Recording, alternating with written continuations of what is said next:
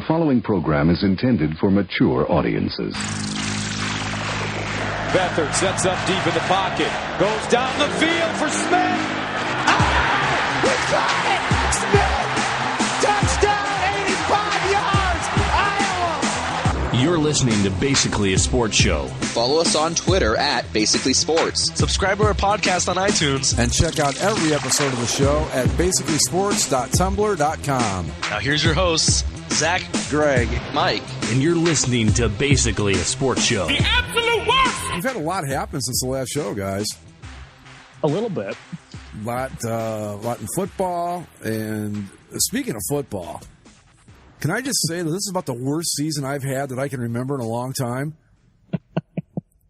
I mean, yeah, the Buckeyes just got. It was hilarious, really, to watch them just get their asses by Iowa.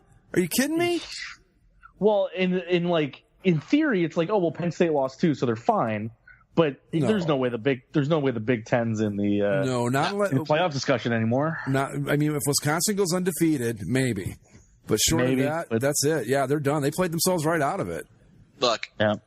I truly feel for Ohio State, but at the same time, if that's the price we have to pay to ensure that Penn State gets nowhere near this thing, then I'm cool with it. Well, and you know what? I'm going to be honest. Once I knew the game was out of hand, I was really happy for Iowa, because if you're going to go out and put that kind of notch in your belt, I would rather see them do it like where they just destroyed Ohio State than win by a field goal at the end of the game, because it just seems like it feels better where you go, yeah, we won, and no one can come back and go, but if this hadn't happened. For an Ohio State fan to use that argument, there'd have to be about 40 if this didn't happen before you could actually start making a serious case for it. It was just ridiculous. And then the Packers, I'm watching something called Brett Hundley play quarterback for my team. And it's so funny because I remember when he was at UCLA and we were talking about him. Yeah. And everyone was like, "Oh, Brett Hundley," and I remember telling you every single week, like, Brett Hundley's not good. Yeah, I remember. People are all on this guy, and he's not going to be good. Oh, well, he got drafted by the Packers. He'll sit and he'll learn from Aaron Rodgers. Yeah, but I saw him in college. Not that good. Right. Yeah. But and, bearing out now. But then finally, how about those Cleveland Browns? They can't even screw up a trade without screwing it up. They screwed up a trade and screwed up screwing up the trade. If that even makes any sense. I was kind of mad that came out like right after we were done recording last week. Yeah, but it's like, can you think of a more Brownsy thing that's happened? I think this is the most Brownsy thing that's ever happened, isn't it? It's got to be, right? So for those that don't know, somehow the timeline goes as such. Browns and Bengals open Monday's trade deadline, talking about a trade for A.J. McCarron, the savior for the Browns, I guess. Okay. Their backup quarterback. Played at Bama, right? Yes. Believe he was on a national championship team. I don't remember, though. Could have been. Initially, the Bengals wanted like a first-round pick, and the Browns were like, what the hell are you talking about? Eventually, they settled on a deal for, I think it was a second and a third. Second and a third, next year's draft, yes. Second and a third for next year's draft for A.J. McCarron. This is like 7 minutes before the trade deadline. Yep. Is officially scheduled to have the bell whistled. So in the NFL, both teams have to call in the trade to say that, yes, this is what we agreed to, and this is exactly what happened. The Bengals called the NFL, said, yep, second and a third for A.J. McCarron. This is what we say. And 4 p.m. Eastern came and went, and the Browns were busy celebrating the fact that they were getting A.J. McCarron. Okay, now this is where I want to step in, okay? If this isn't the greatest Cleveland Browns question of all time, I don't know what is. Which is worse, that they blew the trade, celebrating the fact that they made the trade, or that they were celebrating the fact that they were going to trade for A.J. McCarron? I think it's the second part. I don't know, because that first part is pretty Browns-esque, not going to lie. And then the Browns eventually do call in and say, no, but we agreed to it. And the NFL's like, yeah, well, you didn't call in on time, you dummies. Wasn't the paperwork not filed? Well, yeah, I mean, the Blackhawks did this once where, like, they faxed it to the wrong phone number or something on a waiver claim. But, like, this is ridiculous. I just wanted. Like, both teams agreed. Like, this is what we're gonna do. Call the league, then celebrate. Right. That's what I mean. Doing? They screwed up a trade, and then they screwed up screwing up a trade, if that's even possible. Like, they messed up, and they messed up messing up. It's like this bizarre conundrum. It's it's like a paradox. I think that if you think about it too long, you just disappear into your own existence, and that's the end of it. And the other part that makes it great, why they had to trade for AJ McCarron, because at the earlier trade in the day that made people, right, kind of was the Jimmy Garoppolo thing to San Francisco. And so some people were like, well, why weren't the Browns in on it? They were rumored to have him all year. Well, Jimmy Garoppolo still has to sign an extension with whatever team he goes to. Right. And he apparently said, there's ain't no way in hell I am signing with the Cleveland Browns. Right. So that's why they had to go get AJ McCarron as their... And then celebrate the fact that, now look, from what I read, McCarron has played pretty well in the games he's played in. But come on. Sure. And let's take a step back further on this, okay? And we talked about it on last week's show. Would they have needed to do this idiotic move had they not passed on Deshaun Watson, Mitch Trubisky, Carson Wentz, right? Yeah. I think Jared Goff was in there somewhere. It's just, I just don't even know what to say at this point. All I can say is that if you are still a fan of this team, you're either a masochist or you are the most loyal sports fan I've ever seen in my life, because I cannot abide by this idiotic nonsense that this team is. I mean, my God. Like you said, Zach, wouldn't the first thing you do, especially if you're that excited about getting this guy, is to call the league office and make sure you get the deal done? Well, not even that. Like you say, hey, we know that there's 7 minutes of the deadline. We're negotiating up until this hard time. We have to make sure that it gets in. Like, I understand, like, if it's like earlier in the day and you're like, okay, hey, good job, everybody. All right, Bill, can you call the office now? And, but like when it's up against the wire like that, somebody has to be on top of the things. Mm-hmm. And clearly that's not something the Cleveland Browns are able to do, is be on top. No, of course not. How long you've been following the NFL, Zach? You should know this. Oh, wait, but I understand. The plot's going to take another twist here. Now there are rumors out there that I don't know if he's the general manager, I don't even know who the hell he is, but that one of the Browns guys botched this on purpose. Like, he purposely made sure that the call didn't go through because he didn't want to do the deal or something. I'm not sure. All I know is that I don't know at what point. Well, geez, then you got Roger Goodell. I don't know what you do at this point, because I don't know that Roger Goodell could step in and go, okay, in the best interest of the league, we're going to take over this franchise or whatever, because he's not exactly doing things right either. It's just a disaster. I just can't get. I read that and it just cracked me up. I just laughed so hard because I thought, you idiots. You're celebrating a trade, which is bad enough, but you're celebrating the fact that you got AJ McCarron and blew the trade. Oh my God. What a bunch of clowns. Yeah. Unbelievable. But I mean, just horrible. And then to make an already bad NFL season worse, you have Deshaun Watson go down in a non-contact drill too. Yeah. On Thursday. So the Texans, as evidenced by them losing to the Colts, they're done. They're cooked. Well, yeah, they're back to Tom Savage now, and we saw how that worked out for him. Right.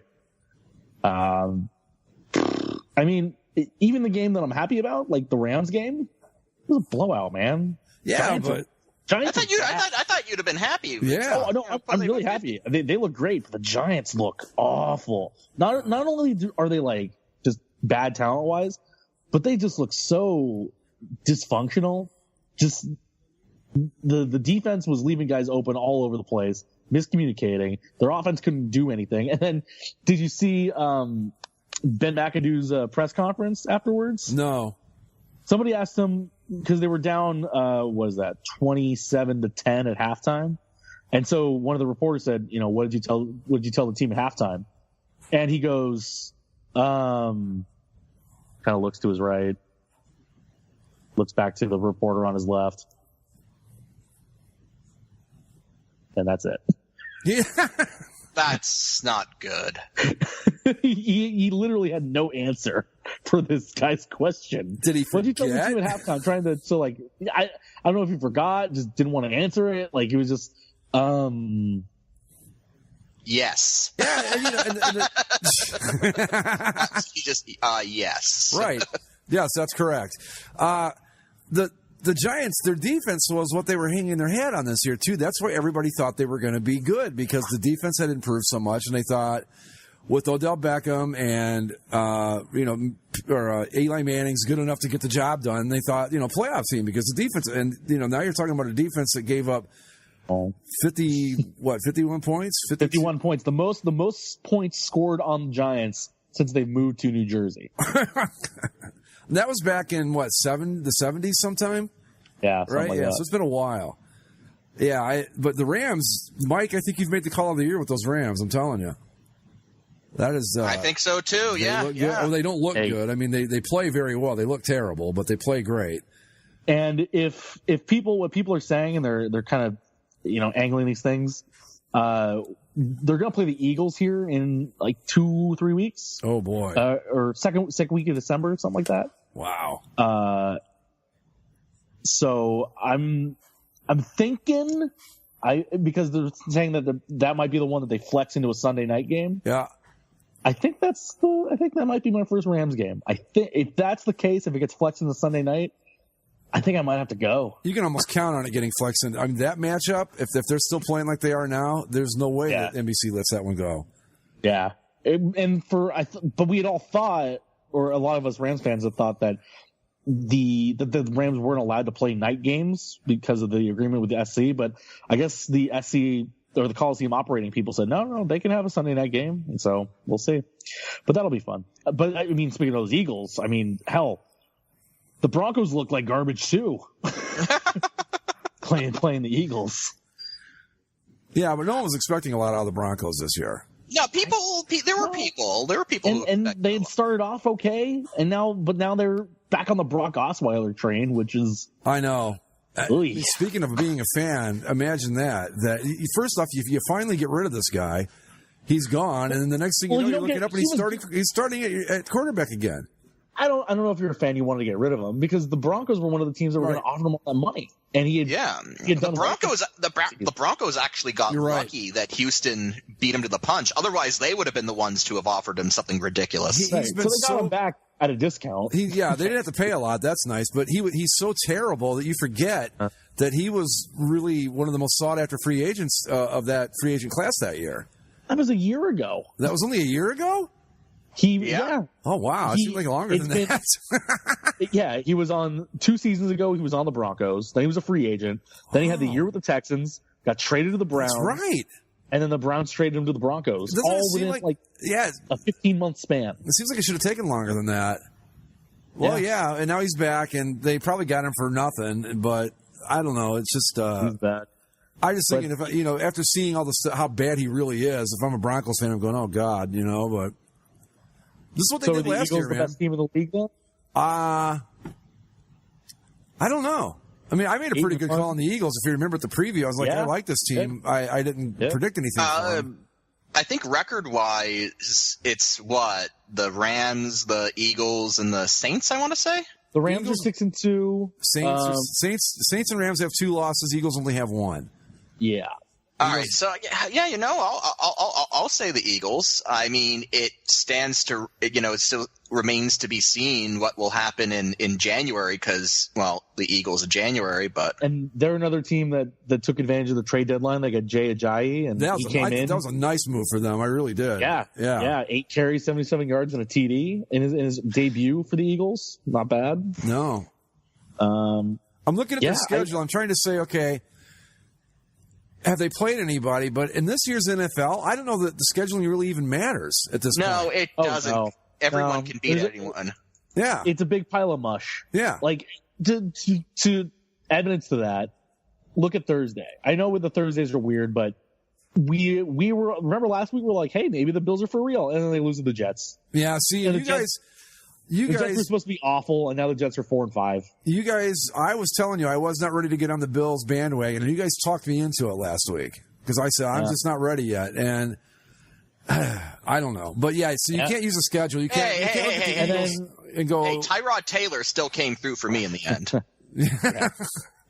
Now you have the Colts. Now with Deshaun Watson out, the Texans are bad, and you get them losing to the Colts.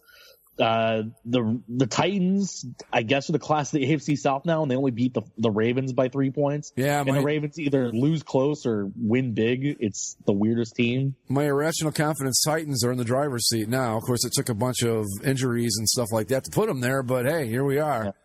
I want to talk about this year because there's two things I want to talk about this next game here: Buccaneers and Saints. Okay. So first off, Mike, you've come to love your local Buccaneer football team. Oh, yet? I hate this team so much. I'm not even a fan. They're not even really disappointing me, but I hate them so much because like there was so much hype around this team, like locally, so much hype. Yeah. And this is just a bad football team. Jameis Winston is got to be one of the most overrated quarterbacks I've ever seen. And I'm a Chargers fan who lived through the Ryan Leaf era, keep in mind. So, like, it's just not good. It's just not good. And now Jameis is injured and probably not going to play the rest of the season. That's actually that actually could save things because they actually played decently with Fitzmagic kind of gave him some life the last time he started. So I'm not convinced that's a bad thing. And the team that beat them, the Saints, they started off 0-2. Now they're 6-2. Yeah.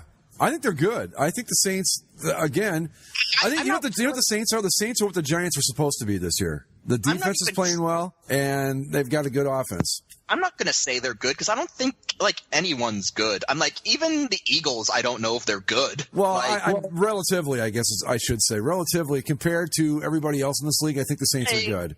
Like, watch the Eagles like make the playoffs as like the number 1 seed in the NFC, and then like lose to like the frickin' Redskins. Like, wouldn't surprise me at all. So, would not surprise me at all.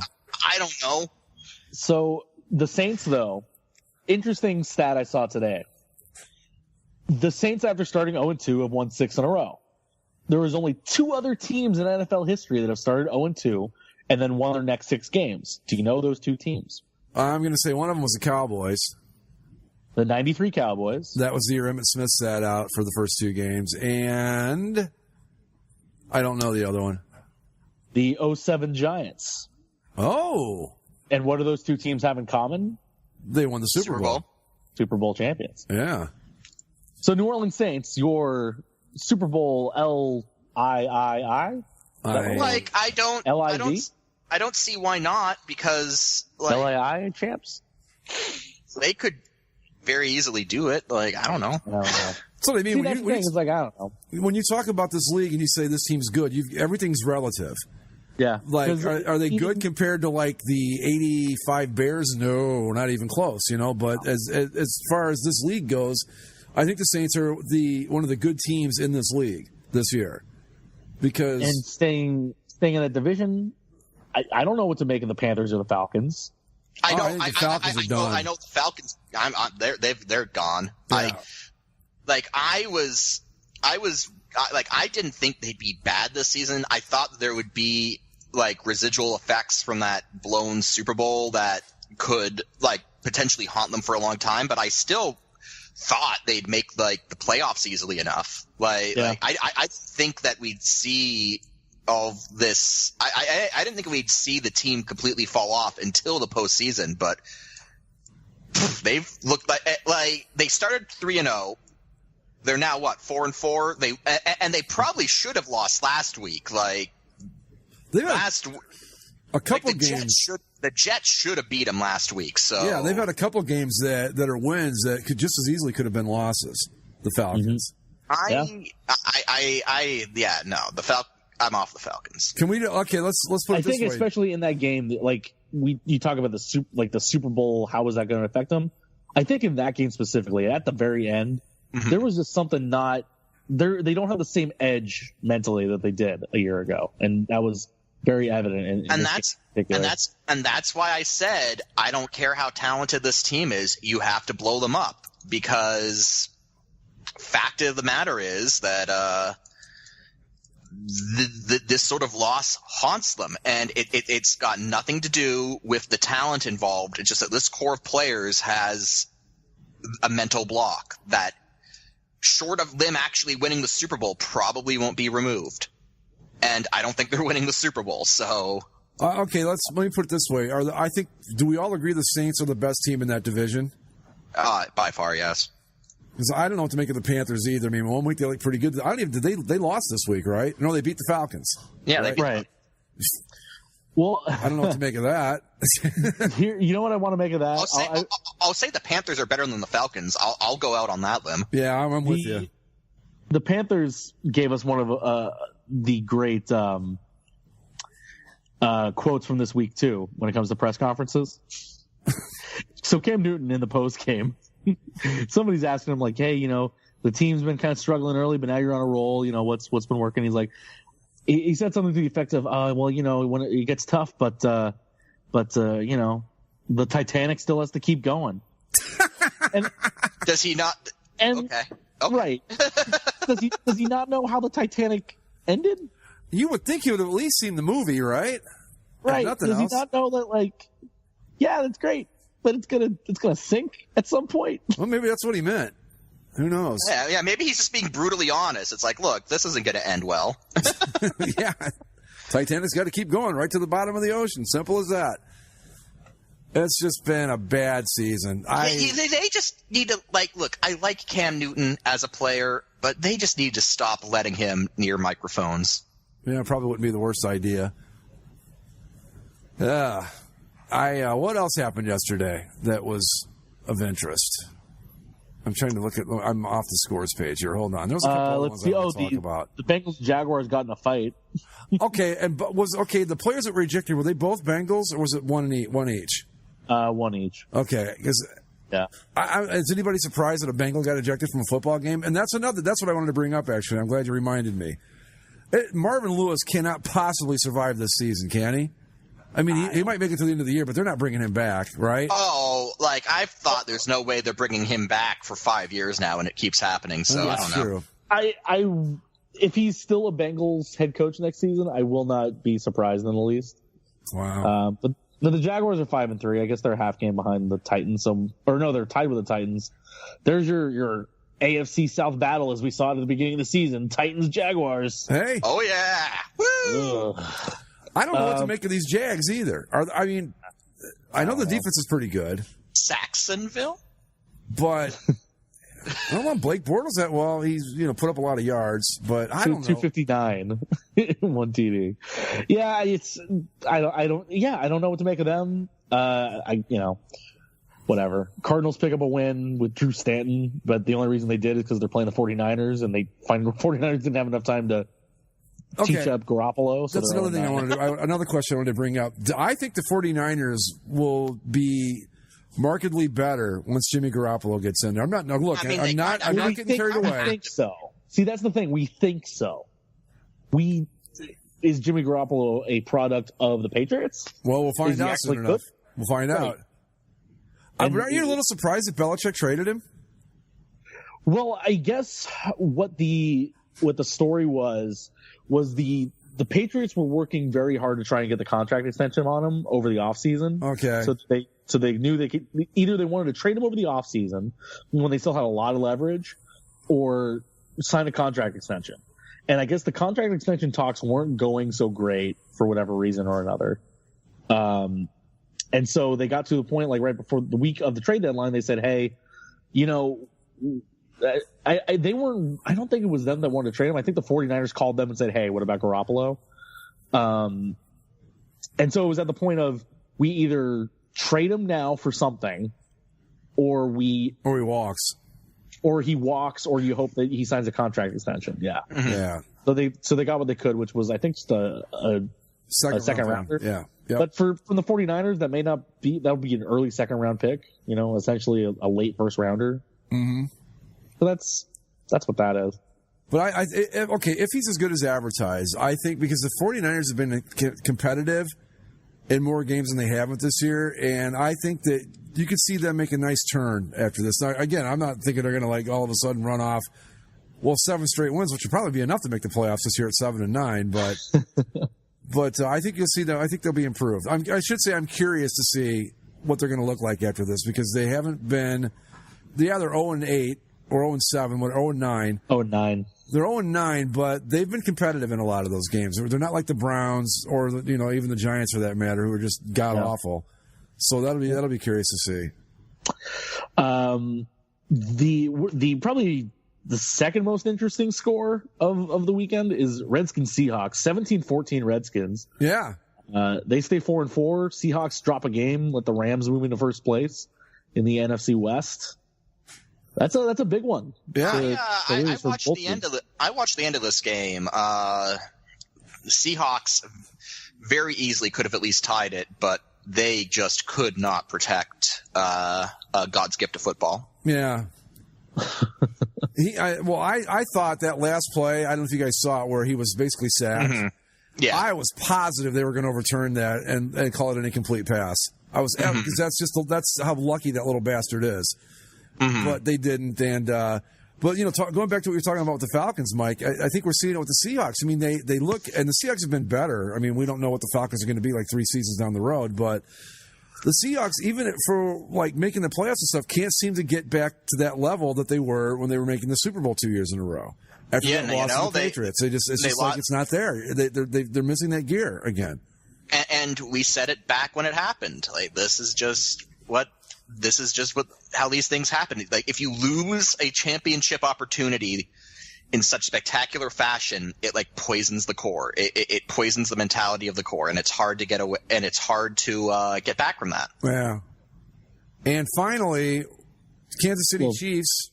Yeah, second to finally. But the Chiefs. Is this their third in a row? I don't know if it's third in a row. They won last week, I think. Right, but they're like 1-3 or what? Let's see. Yeah, they're 1-3 in their last 4 games after that 5-0 start. Yeah, and now the Cowboys are 5-3 after staving off yet another Ezekiel Elliott suspension. Old school Vikings from the CCSLC, I think, said it best that Ezekiel Elliott will be suspended and unsuspended at least 2 times over between now and next week. That's such a. It's putting Deflategate to shame in terms of just like back and forth bullshit. I'm just so. I don't even know how many. Isn't there a limit to the amount of appeals you can make? I don't know. Is this something that's going to end up in the freaking Supreme Court because nobody can decide? Like, well, what court? What to let this guy be suspended or not? What level of court has it made it to so far? We can kind of figure it out. I don't. I do know that when Deflategate finally ended, it ended because the only other court of appeal was the Supreme Court. I hope to God. We were on the verge of Deflategate going before the Supreme Court. Now they probably wouldn't have. They probably just would have said, "Get this out of here," and not heard it. But we almost lived in a world where Deflategate was at least appealed to the Supreme Court of the United States. Yeah, and that'd probably still be a 5-4 decision. Oh, God damn it, Roberts. NFL, I'm just going to come right out and say it. The NFL sucks this year. It's just not any good. It's no fun to watch. I mean, I guess it's kind of fun. I'm having fun. Well, yeah, you are. Yeah. I mean, I shouldn't say it's no fun to watch. It's interesting, sort of. I think I said it last week. If the Rams weren't as entertaining as they are, I'd have no reason to watch football on Sundays, really. Well, I would pay attention to it. Like, I would want to keep up on the scores and stuff, but I don't think I would sit down and watch. I even sat down, like, in previous years, you couldn't move me on a Sunday. I would, 10 a.m., I'm waking up, I'm eating breakfast, watching football. At 1 o'clock, I'm eating lunch, watching football. At night, I'm eating dinner and watching football. Monday, I'm glued to the Monday night game. Sunday. You're lucky if I watch the entire Rams game. Like, that's the way I've been. I mean, go ahead, Mike. I'm just saying, it used to be like Sundays. I woke up like as soon as the ESPN pregame show started, like boom. From then until the end of the Sunday night game, it was football. Yeah. No, and I remember when we first got the Sunday ticket package, I was like, oh my God, I can watch everything, and I'm flipping between every game that I can. And now it's like, is the Ram game at a commercial? Okay, I'll see what's going on. Okay, I'll just look up some stuff on my computer. Like, I'll have a game on in the background now, but I'm not like whenever those polls come around where it's like, are you watching more or less NFL this season than previous? Excuse me. Hold on. I was about to sneeze and then it went away. Are you watching more than previous? And it's like, well, no. I'm probably watching less. I know I am. I mean, I'm watching less. Yeah. I have NFL Sunday Ticket too, and what I do basically is I turn it on. I have like a game on the TV, and then I watch. I usually have Red Zone channel on the main TV, and like I'll have a game on my iPad. But to sit down and actually watch a game, no, because I know Sunday this week. I was out for a while, and I've got Sirius XM, so I listen to the NFL channel, but I mean, I just keep track of the scores and stuff, basically so that I know what to talk about tonight on the show. Yeah. That's it. Like this last Sunday, I watched the Rams in the morning because I got up at the right time and they were playing really well, so I wanted to watch the whole thing. But even in the fourth quarter, when they're up by like 40, it's like, all right, I'm just kind of sleepwalking through this. Then I had no issue at all going to go watch Thor Sunday afternoon. Yeah. And then the only reason I watched any of the Sunday night game was because it was on TV at the restaurant I was at. That's it. Okay. And that Raider-Dolphin game was ugh. Okay, I was just going to say, it took me a second to even remember who played last night, and I had it on in the background. I was actually half watching it. And I was so bummed. For some weird reason... Who won that game? I don't even know. I think Oakland. Raiders. Yeah. Okay. Raiders 27-24. I had heard somewhere that the Dolphins are going to wear the throwbacks last night, and I thought that's going to be just a gorgeous game. The Raiders road uniforms, the Dolphins, and those great throwbacks. No, they come out looking like a tube of toothpaste. I was excited to see it on TV because I'm like, oh, yeah, the throwbacks. And I look up and I said, oh. Yeah, I don't know what happened. Maybe I got the date wrong. I don't know, but I could have swore it was Raiders this year. And I thought, because I remember talking about it way back at the beginning of the year. Like, it's going to be one of the best looking games ever because it's going to be the Raiders, against the Dolphins and their throwbacks. And then the Dolphins come out and they look like a tube of Aquafresh toothpaste, which I thought was just ridiculous. Yeah. But how did our boy Cutler do last night? Anybody know? 34-42, 311, and 3 TDs. Oh, not bad. Not bad. Marshawn Lynch had 2 touchdowns, though. I saw that. Yeah. Yeah, it's just been I don't know. It's just a season that's not terrible. I mean, really, it's just so blah. It's just here. I'm going to pull up the standings. These are, you have your Patriots at 6-2, Steelers at 6-2. Yeah. Chiefs are 6-3, Eagles 8-1, Vikings 6-2, Saints 6-2, Rams 6-2. Here's everybody else. Like, that's not a division leader. 5-3, 4-4, 4-5, 4-5, 3-5, 0-8, 5-3, 5-3, 3-5, 3-6, 4-5, 3-5, 3-5, 5-3, 4-4, 1-7, 4-3, 3-4, 3-5, 6-3, 4-4. It's just like there's the teams that are leading the divisions, and then there's a whole bunch of mush in the middle of it. And then the only other things that stick out are the Niners and Giants and Browns. Mike, everybody else is 3-4, 4-4, 5-3. It's a mush. The Bucks are 2-6, I think, or 2-5. 2-6. Yeah, we may not get our 6-10 division champion, but I think we got a halfway decent shot at getting a 6-10 playoff team this year. Well, let me see what the. Yeah, but they don't get hats, so it won't be I know, fun. But I mean, it's still not. It's better than nothing. So here's the playoff standings right now. The last 2 teams to make it in the AFC would be the 5-3 Bills and 5-3 Jaguars. Okay. Dolphins are 4-4, just outside. Then you have in the NFC the 6-3 Panthers and the 5-3 Cowboys. So I don't even think you're going to get that. It's just. Yeah, you might, the last playoff team's probably 9-7. Yeah, I don't think anybody's that bad that we're going to get a 6-10. Maybe next year. Oh well, we still have the dueling 0-16 dreams. The Browns are going to do it, man. Like the Browns are going to do it. I really believe they are. This is the year. Now that Garoppolo's there, the Niners are going to fall into some wins. Oh yeah.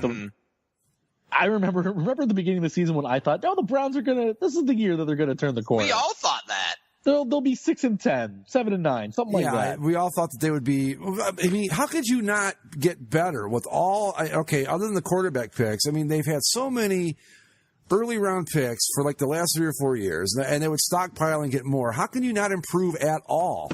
I mean, it's and now like I'm looking at their schedule and who can they beat on that? At the Lions, no, that ain't happening. Jaguars are going to run all over them. At the Bengals, No. At the Chargers. No. In front of a home crowd. Maybe you know what? Maybe the Packers, because maybe that's just because Hundley's bad. Yeah, I mean, but think about that for a second. That's where the season is right now. The Browns' best chance for a win is against Green Bay. Well, but even like the Bears, where we thought the Bears were going to be terrible, the Bears are going to Browns. Yeah, that's what I mean. Look at a home game. If you look at the schedule as it stands right now, their best shot at a win is against the Green Bay Packers. If you had said only because it's at home and only because it's Brett Hundley. That's it. I mean, but if you had said at the beginning of the year, people would have said you are absolutely out of your mind because I guarantee you the Packers win that game. Oh, they probably will. But, I would think so too. There's no way they win a game. I just don't see it. I'm just saying that but we all agree that's their best shot, though, is the Aaron Rodgers-led Packers, right? Probably, that or the Chargers are in such a weird state that maybe they lose. You know, the I don't know. The Chargers have had a few good showings lately, so I don't know. I think they've kind of gotten their feet underneath them, and they're used to the fact that they're going to be playing 16 road games, and so they're going to be okay. They're going to have more than enough for the Cleveland Browns. I know that. Yeah. Wow. Oh, and then the other thing the Browns, give them some credit here. They're going to get Josh Gordon back at some point. Okay, so what's he going to do? Throw the ball to himself? Or is he even owned by the Browns still? I know that he's going to be reinstated. Yeah, I think I remember reading something in the local media about it that they were excited he was coming back, and I thought, for what? What's he going to do? Unless he can play deep, unless he turns into like Superman on the field, where he can, or the Flash, where he's so fast that he can play 8 different positions at once. Forget it. According to his interview with GQ, Josh Gordon said that he used drugs or alcohol before every NFL game he played, and no one even noticed because he was on the Browns. He didn't look a bit different from anyone else.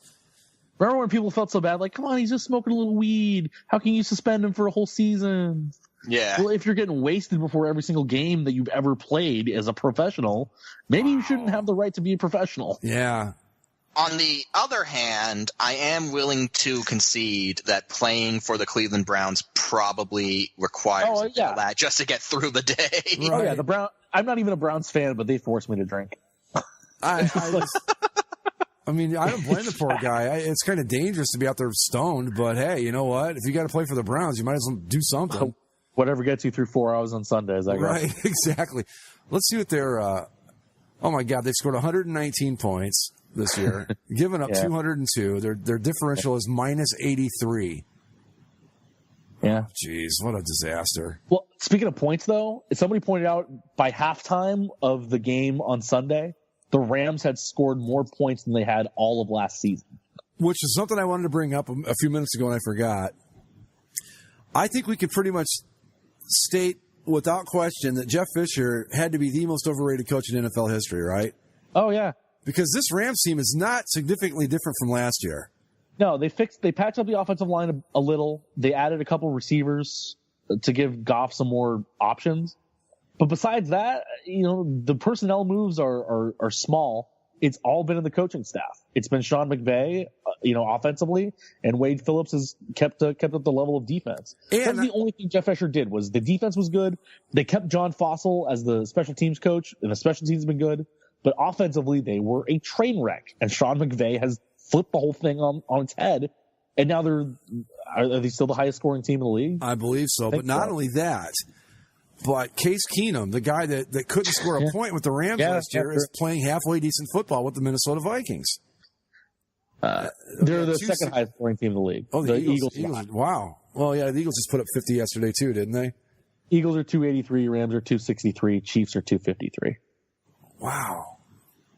How the Chiefs? I don't know. I don't know what's the Chiefs team. I don't know what to make of them. No, I mean, they put up a lot of points early, but yeah. And the thing to look at there is the differentials. Like the Eagles and Rams are both plus 100. Yeah, and the Chiefs are plus 45. Yeah. So there's the difference. But yeah, it's just been a nutty. I don't know. I mean, who knows what's going to happen? We'll sign off tonight. Something else crazy is going to come along, and who knows? Oh, sure. Who knows? Maybe the Packers will win this game against Detroit. It's only 7-0. Well, actually, I kind of hope not. I kind of hope now that since Rodgers is out for the season, let's go 3-13 and get a good draft pick or two out of this. That's the way I look at it. Maybe they'll pick up Josh Rosen to put another UCLA QB that's going to disappoint them in the future.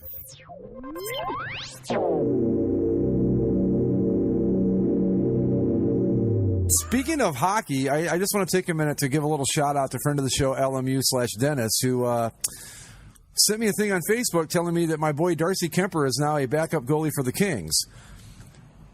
Yeah. Yeah, I just thought it was awfully nice of him to think of me, and he thought I'd appreciate the Bass connection, and I did, and I thought it was an awfully nice thing to do, and thanks for doing that, Dennis. So just wanted to give you a little shout out here on the show. I thought it was pretty cool. All right, anyway. Actually, speaking of all the hockey that we've been talking, you know what I realized the other day that we never did?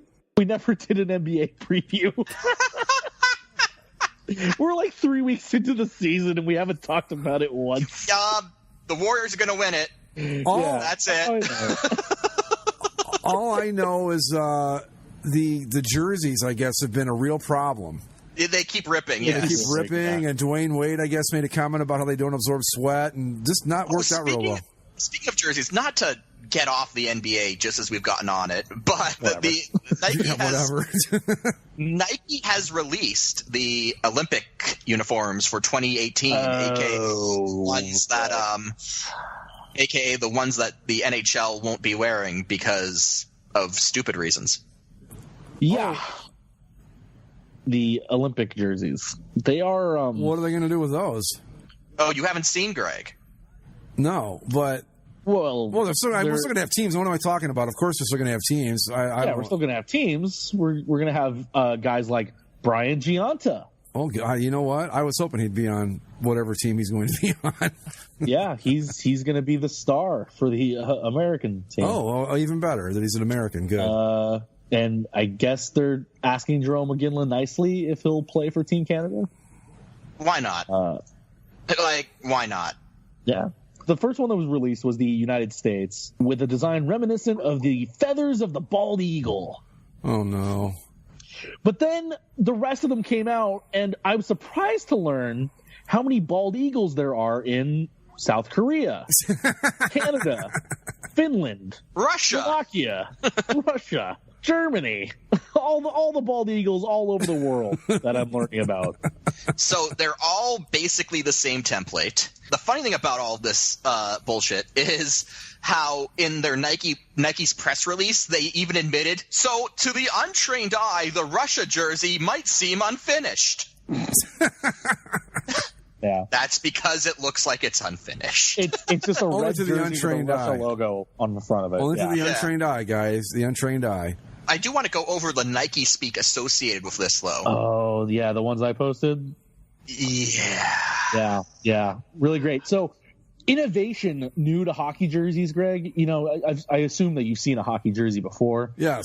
Are you guess aware? what? Guess what? You haven't seen nothing yet. Nike's going to blow your fucking mind with this new jersey innovation. Nike is introducing, brand new for the 2018 Olympics, a tie-down strap that connects the jersey to the shorts. And not only that, we're going to put the name on the front of the jerseys and numbers on the back. To aid in player identification, Nike has introduced numbers. God. There's so much more, though. They claim that they used origami elements as inspiration here when Korea isn't Japan. That's racist, right? That's racist. As the aptly named poster, Korea, said in the thread,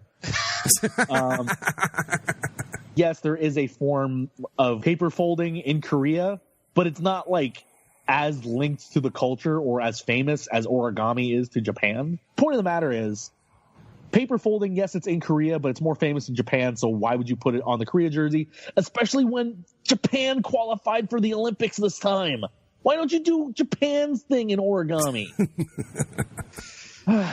And then, the Russia one, it's red with the Russia symbol on the front and numbers on the shoulders. It might seem unfinished to the untrained eye. It's a friggin' red shirt. No stripes. Nothing. No, nothing.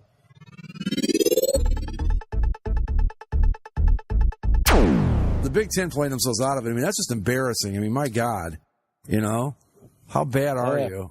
And I don't know. I could take an Ohio State loss, but Jesus, I mean, Iowa is not a powerhouse offense.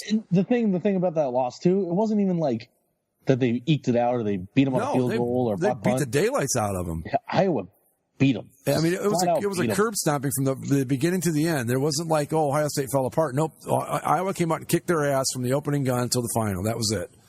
Well, Wisconsin hasn't played Iowa yet, have they? Nope. They play them this week, actually. Well, see, there's your argument for Wisconsin. Well, Wisconsin beat Iowa, and Iowa beat Ohio State, so therefore we should move them higher. I don't know. Where are they? Where are they right now? Wisconsin is 10-9. Yeah, I don't see it. I just don't see it. Well, Wisconsin's going to move up this week because of the teams losing in front of them. Right. And if they run the table, maybe. If they go all the way, if they win the Big Ten championship and they're sitting there undefeated, I don't know how you keep them out at that point. Right. Because it'd be tough to argue that a one-loss team should be in over undefeated major conference team. So Wisconsin's another one, I guess. I mean, boy, that's, but it's just their wins aren't going to be that impressive. I mean, now Iowa becomes your most impressive win because of who they beat, which they beat a bad Ohio State team. I don't know. It'll be interesting. But what are we predicting for this week? So I don't think anything changes this week, right? No. Tomorrow, I see no reason for things to change tomorrow, at least in the top four. But your first team's out will definitely change. Let me pull up the rankings again. You think Oklahoma climbs in there over Clemson after beating Oklahoma State? I could see that. Yeah, I could see them saying that Oklahoma now has more power wins. Clemson beat. I don't know. Clemson beat NC State, number 20. Yeah, I guess that's true too. Yeah. Yeah, maybe we won't have anything. The only thing that'll change. Much is going to change. What'll change, if anything, is the number 6 team will probably be TCU. Miami. It's got to be Miami at this point. Is it? Yeah, is it Miami or Wisconsin? Does Miami jump that high up? I think Miami jumps up to 6 at this point. Yeah, because they beat. Virginia Tech was ranked, right? Virginia Tech was 13. Yeah. Yeah. So that's Miami's going to move up. They'll be the number 6 team now. That's about the only change you're going to see, I think. Anyway. Well. Yeah. We will talk more about it next week. So, you guys got anything else? No. Yeah. Just to finish up our NBA preview, the Warriors will win. Now that Gordon Hayward broke his ankle 5 minutes into the first game of the season way back when. Right. Boston's not beating the Cavs. So, yeah, but the Cavs aren't looking great right now. I hope you like Warriors Cavs the first time because. Well, we'll see. Yeah, they're not looking. The NBA is weird. People keep telling me that it's like, oh, well, the middle's getting better. Yeah, but are they better than the top teams? Well, no. Well, okay then. Yeah. Yeah, it is kind of funny. We completely forgot to do an NBA preview. I thought about it that week. I'm like, oh, the NBA's coming up. We'll talk about it. And then a week goes by. Crap, I forgot. I'll try to remind him next week. And of course I forget. And it's not in like the front of my mind. Well, here's the thing.